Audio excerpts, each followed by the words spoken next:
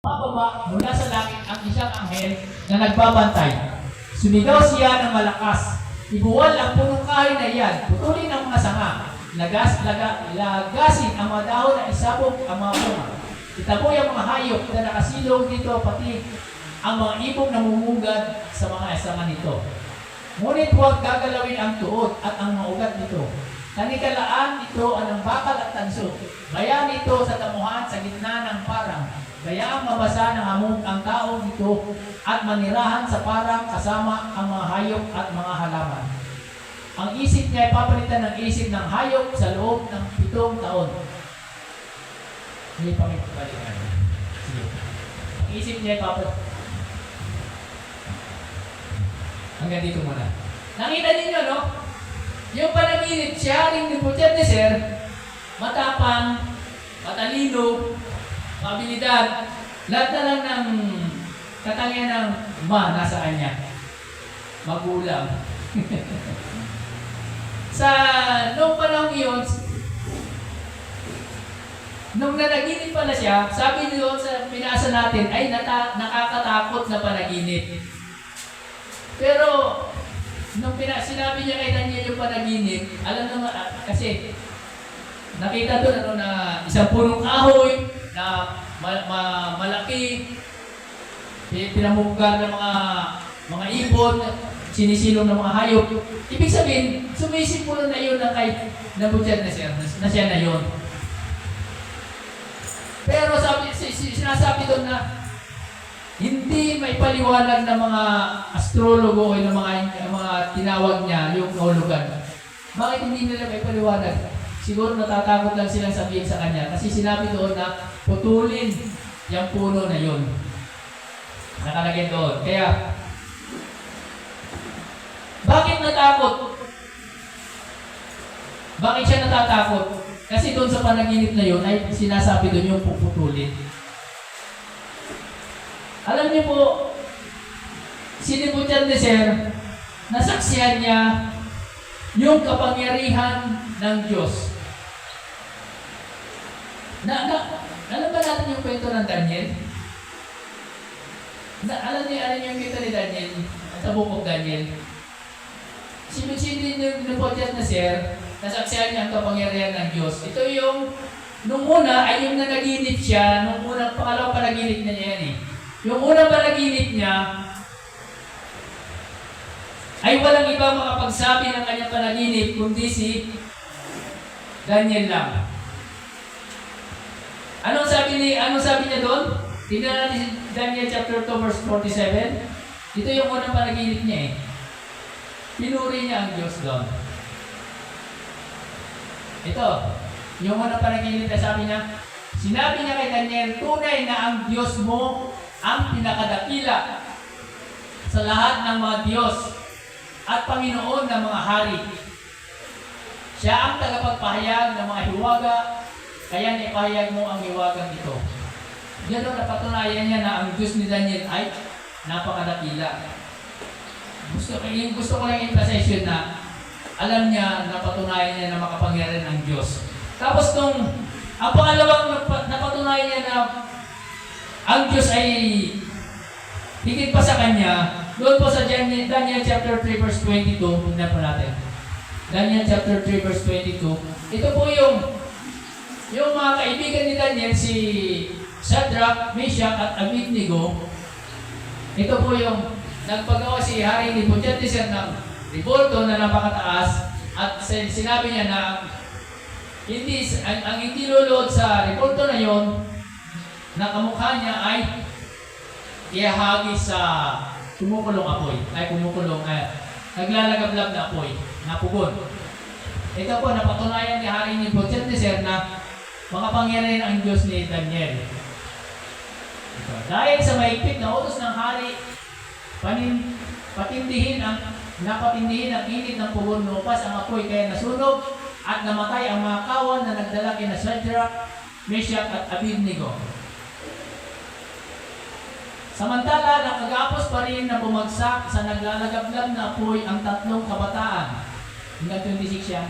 Nagtaka at biglang napatindig si Haring Nebuchadnezzar at itinanong sa kanyang mga tagapayo, Hindi ba 3 lamang ang inihagis sa apoy? Opo, kamahalan, sagot nila. Bakit 4 ang nakikita kong walang gapos at naglalakad sa gitna ng apoy, nang hindi nasusunog? At ang tingin ko sa ika-4 ay parang anak ng mga Diyos.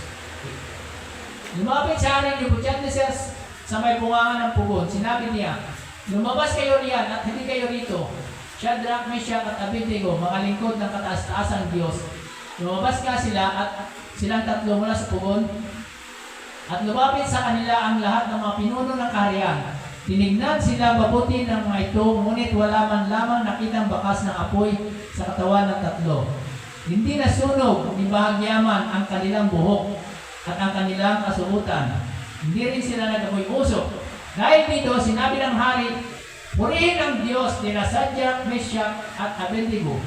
Sinugo niya ang kanyang mga anghel upang iligtas ang mga lingkod niyang ito na ganap na sumasampalatay sa kanya. Hindi sinunod ng mga itong aking utos. Ginusto pa nilang sila ihagis sa apoy kaysa sumamba sa Diyosa. Kaya pinag-uutos ko, sino man mula sa alinmang lahi, bansa o wika, na magsasalita laban sa Diyos nila Shadrach, Meshach at Abednego ay papatayin, at ang kanilang bahay ay wawasakin. Walang ibang Diyos na makakapagligtas sa tao, tulad ng ginawa ng kanilang Diyos. Amen. Palabanan natin mga sa ginawa ng Diyos sa akin na Shadrach, Meshach at Abednego. Gusto ko na ipakita sa inyo na si Haring Nebuchadnezzar, nakita niya yung kapangyarihan ng Diyos nung dumating sila Daniel sa Babylonia. Napatunayan niya na ang Diyos ay siyang higit sa lahat na makapangyarihan. Kaya balik ulit tayo sa chapter 4.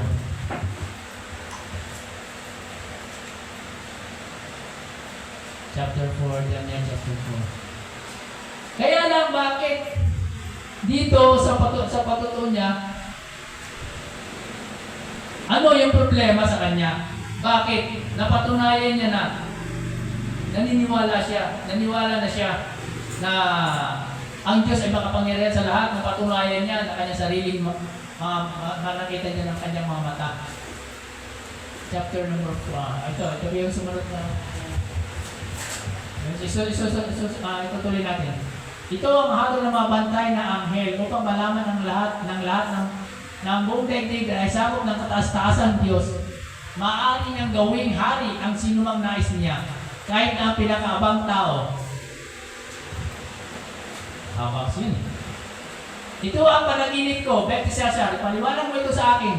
Ito hindi na ipaliwanag ng mga tagapayo ng Babylonia, ngunit naniniwala akong kayang-kaya mo, sapagkat sumasayo ang espiritu ng mga banal na Diyos.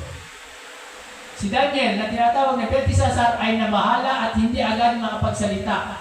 Sinabi sa kanya ng hari, Belteshazzar, huwag kang mabahala kung ano man ang kahulugan ng panaginip. Ito po yung dahilan kaya ayaw sabihin ng yung unang kikinosat niya, yung mga astrologer, mga matatalino. Kasi natatakot sila sa sasabihin nila. Kahit tayo man yung panaginip na Haring Nebuchadnezzar na malaking punong kahoy na pinamumugat ng lahat, may imagine na natin na si Nebuchadnezzar yun Kasi siya pinakamakapangyarihan ng panahon na yun. Pero bakit ayaw nila sabihin sa kanya? Kasi natatakot sila na pag sinabi na ikaw ay puputulin, baka sila ay papapatay din. Kaya sabi niya, dito, huwag kang maabahala kung ano man ang kahulugan ng aking panaginip. Kaya siguro, kaya sumagot si Daniel, mahal na hari, sa mga kaaway nawa ninyo mangyari ang inyong panaginip. Noong unang panahon kasi, pag may sinabi kang hindi maganda sa mga hari, lalo na sa mga ugali ni Nebuchadnezzar, pag hindi niya nagustuhan ang sinabi mo, automatic, mamamatay ka. Kaya natatakot yung mga... Ang lumaking punong kahoy na nakita ninyo sa panaginip, tumaas hanggang langit at kitang-kita ng buong daigdig. May makapal na dahon at maraming bunga makakain ng lahat, sinisilungan ng mga hayop at pinamumugaran ng mga ibon, ay kayo po. Napakasimple lang naman yun. Automatic siya na yun Kayo ang lumakas at lumaking puno na abot sa langit nang nasasakop ay hanggang sa magkabilang panig ng daigdig. Ang bantay na inyong nakita ay isang anghel mula sa langit. Sinabi niyang ibubuwal ang punong kahoy at sisirain, ngunit iiwan ang tuod nito at lalagyan ng tanikalang bakal at tanso. Sinabi pa niyang ito'y pababayaang mabasa ng hamog at makakasama siya ng mga hayop sa parang at paparusahan sa loob ng 7 taon. Ito po ang kahulugan, mahal na hari. Iyon ang hatol sa inyo ng kataas-taasan. Ng kataas-taasan Diyos. Yung itatapoy kayo sa parang at doon kayo maninirahan kasama ng mga hayop. Kakain kayo ng damo tulad ng baka. Sa kaparangan kayo maninirahan at 7 taong paparusahan hanggang sa kilalanin ninyo ang kaharian ng tao ay nasa ilalim ng kapangyarihan ng kataas-taasang Diyos at maibibigay niya ang kaharian ito sa sino mang kanyang nanaisin. Nakalagay po doon, sinabi ng anghel sinabi ng anghel, may tagabantay pala. Kaya sa atin po, mayroon din po tayong tagabantay. Siguro ngayon nagbabantay sa atin. Kaya kung ano yung ginagawa natin ay may nagbabantay sa atin. Bakit po ginawa sa kanya yan, ano? Bakit ginawa kay Haring Nebuchadnezzar yun? Bakit siya ay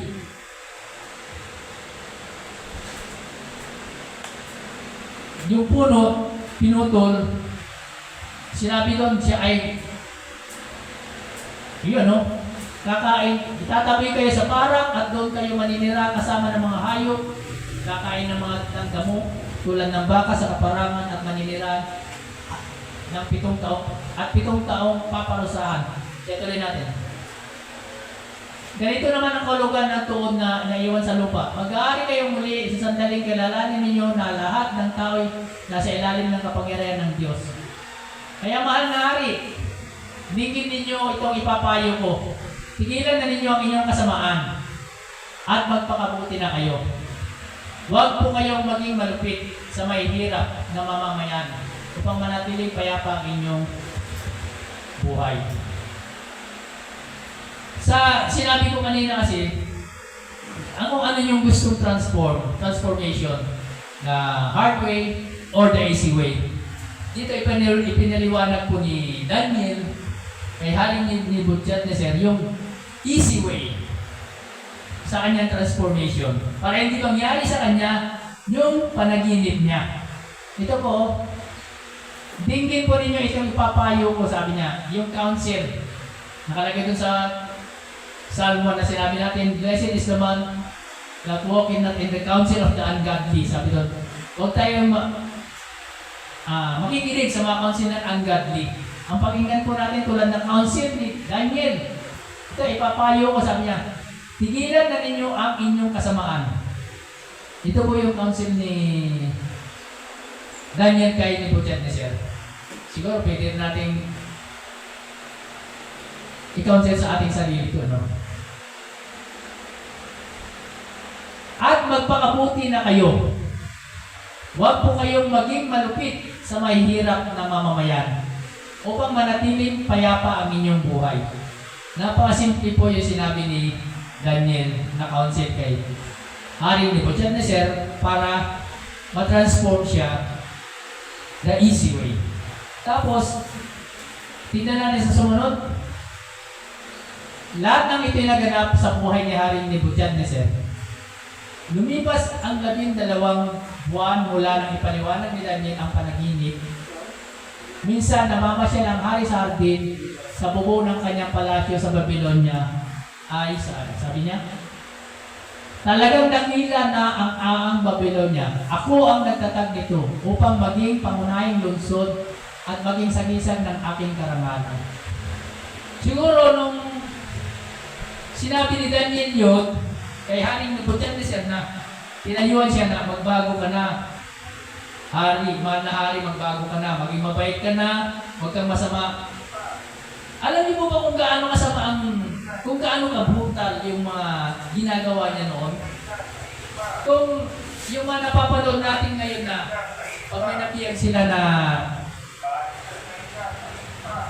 pag may nabiyag sila, tinatalian lang sa kamay tapos pinaglalakad ng hanggang sa malayo, mga ilang libong kilometro. Ang ginagawa po nila noong kapanahonan nila, Dito po tinatalian sa ilong para hindi makatakbo. Ganun po ka-brutal yung kasamaan nila nun. Kung makikita natin yung mga human rights ngayon, walang panama po yan. Doon kung magputol sila ng kamay, kung magputol ng ulo, kung magputol ng paa, napaka-ordinary na po yun sa kanila. Kaya yun po ang ibig sabihin, sinasabi ni Daniel noon. Napaka-brutal po noong unang panahon. Lalo na ng kapanahonan ni Haring Nebuchadnezzar. Pwede po ninyong isens po yan sa history.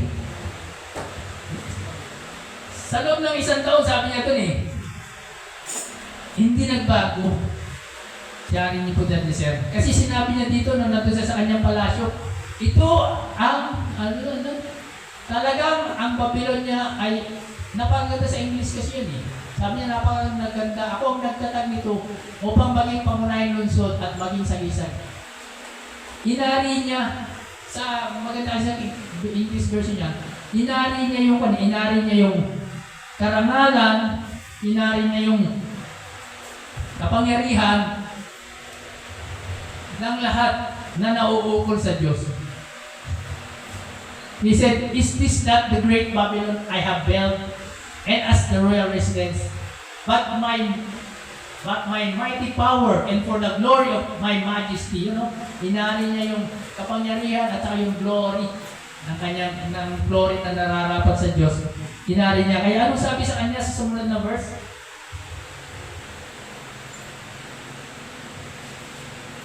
Nasa lips, kasasabi pa lang niya, hindi pa nga raw lumalabas, hindi pa nawawala sa kanyang pagsasalita hindi pa siya natatapos sa pagsasalita. Ang isang tinig mula sa langit, sabi niya, Haring Nebuchadnezzar, pakinggan mo ito. Aalisin na sa iyo ang kaharian. Isang iglap. Ngunit, pagtatapuyan ka sa parang at doon maninirahan kasama ng mga hayop. Kakain ka ng gamot tulad ng baka. 7 taon kang mananatili sa gayong. Na medyo natitigil na ako dito sa 7 taon. Sa Ford version, King James version, saka sa ibang version kasi sa English. Hindi sinabing 7 taon Sinabi doon, 7 times. Hindi natin alam kung anong times yun. Basta ang nakalagay doon, 7 times shall pass. Hindi sinabi ko ilang taon, 7 months, basta 7 times. Pero sa Tagalog version kasi 7 taon. Para sa for clearance lang. Kilalanin, hanggang sa kilalanin buong nasa ilalim ng kapangyarihan ng kalastasang Diyos ang kaharian ng mga tao at maaari niyang bigay ito kanino man niyang naisip. Sumunod. Nangyari agad kay Nebuchadnezzar ang sinabi ng tinig. Itinapoy siya sa parang at kumain ng damo tulad ng baka, nabasa siya ng hamog. Bumaba ang buhok niya na parang balahibo ng agila at ang kuko ay naging tila kuko ng ibon. Talagang naging wanderer. Wanderer siya, naging wanderer. Naging hindi na siya nakilala ng kanyang mga kasama niya. Pero sumunod doon, pagkatapos ng takdang panahon, akong si Nebuchadnezzar ay tumingala sa langit at nanumbalik ang dati kong pag-iisip.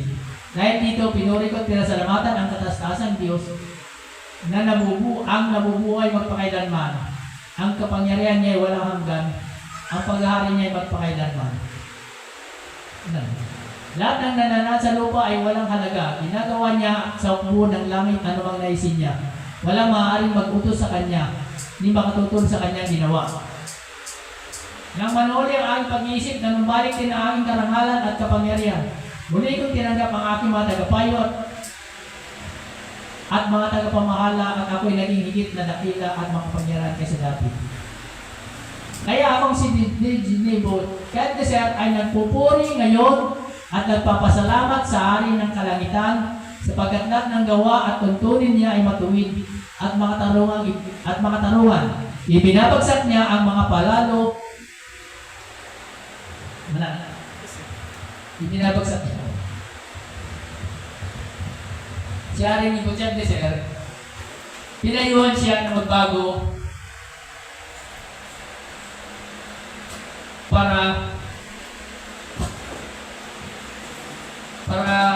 para sa kanyang kapakanan, para hindi mangyari sa kanya yung mga prophecy, yung panaginip niya na siya ay puputulin. Pero hindi siya nagbago. Yun yung sinasabi doon na mas pinili niya na magbabago siya. Mas pinili niya na magbabago siya. Ano ibig kong sabihin yung kailangan muna niyang maranasan yung paghihirap bago siya magbago. Tinayuhan na nga siya na magbago ka na. Sabi ni Daniel, huwag ka nang masabi nun. Basta magbago ka na. Pero hindi siya nagbago. Mas pinili pa niya yung nasa panaginip niya na maging napakahirap sa loob ng 7 taon na naghirap siya bago niya. Ang sabi doon, siguro talagang naisip sa sobrang hirap niya siguro, talagang naisip na niya na totoo nga. Siguro habang naghihirap siya, parang pinaglalabanan pa rin niya. Kasi yung pride niya kasi, para tayo rin kuminsan, kahit na hirap na tayo, pag nasa pride pa rin po tayo kumakapit eh. Ayaw pa rin natin lumapit sa Panginoon. Kahit na hirap na tayo, pinipili pa rin natin yung hard way. Sabi ni Daniel, yung counsel niya. Alam niyo ba napakagandang counsel po yun, yung Word of God. Kasi tulad ng pinag-aralan natin noong nakaraan, yung Word of God ay yung Bible nga, napakagandang counsel po sa atin yan. Sabi nga doon sa pinag-aralan natin na, this book of the law shall not depart out of thy mouth, but thou shalt meditate therein day and night. Sabi niya, for then thy ways, thou shalt make thy way prosperous, and thou shalt have good prosper. Yun yung Word of God. Napakagandang counsel po yun. Pero si Haring Nebuchadnezzar, hindi niya pinakinggan yung counsel. Siguro nung hirap na siya. Ano sabi doon? Tumingala po siya. Doon sa verse 37 siguro. Huwag na naman siya, mahaba. Ang ano lang ginawa niya, tumingala siya. Sa karting siguro yun. Kung minsan, sa buhay natin, kung hirap na po tayo, tumingala lang po tayo at tumawag sa ating Panginoon. Sa buhay tayo kasi, parang si Nebuchadnezzar, nakikita natin ang kapangyarihan ng ating Panginoon. Nakikita natin yung kanyang ginawa. Parang si Nebuchadnezzar, nakita niya yung kapangyarihan. Pero, maniwala lang. Oo, nakita niya. Naniniwala siya na totoo. Yung ang Diyos. Pero, wala sa kanyang puso, hindi niya tinatanggap ang Diyos bilang kanyang Panginoon at tagapagligtas. Yun po ang hinihintay ng Diyos kay Nebuchadnezzar, yung tanggapin lang siya. Bakit ginawa ng Diyos kay Nebuchadnezzar yung paghihirap? Dahil sinabi doon, sapagkat ang lahat ng tuntunin niya ay matuwid, ibinabagsak niya palalo. Sinasabi doon sa pinag-aaralan natin na ginawa niya iyon, lahat na nagagawa. Dahil kaya niyang ibagsak ang hari, sabi doon, ibinabagsak niya ang mga palalo. Kaya, napakaganda po yung testimony na ito ni Nebuchadnezzar para sa atin. At sana ay huwag natin gayahin na the hard way tayo magbago. Pag kung kailan hirap na tayo, saka tayo tumititingala sa ating Panginoon at lumapit. Hindi lang po yun, hindi lang po si Nebuchadnezzar yung makikita natin na the hard way ang ginawa dito sa may mga Bible character din po na ang ginawa nila ay hard way para bago nila sundin ang ating Panginoon. Alam naman ninyo yung ginawa ni Jonas. Talagang naghirap din siya sa ilalim ng tiyan ng malaking isda. Doon nga siya nanalangin. Kaya, ang mga Israelita na lang, ano pinili nila? Pinili nila yung hard way. 7 araw lang sana yung kanilang paglalakbay papunta pangako ng Diyos sa kanila. Pero anong nangyari? Naging 40 years. Dahil pinili nila yung hard way. Yun po ang message lang po sa atin ngayon. Huwag po natin piliin yung hard way. Piliin po natin yung counsel. Tulad ng counsel ni Daniel na magbago, huwag magpasama.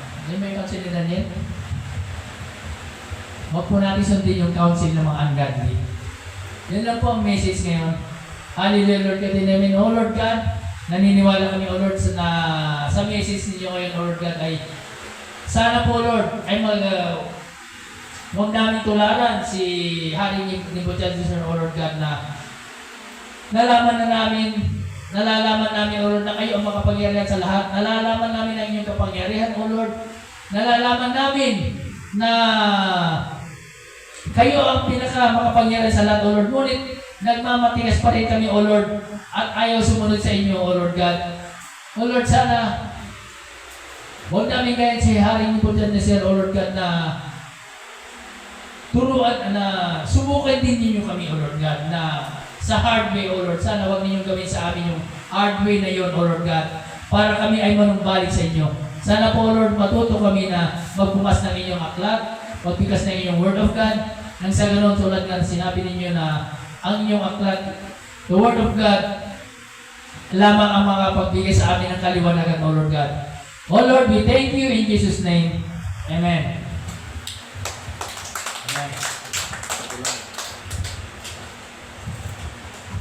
Sige po, yung malakas na palakpak sa ating Panginoon. Ang power.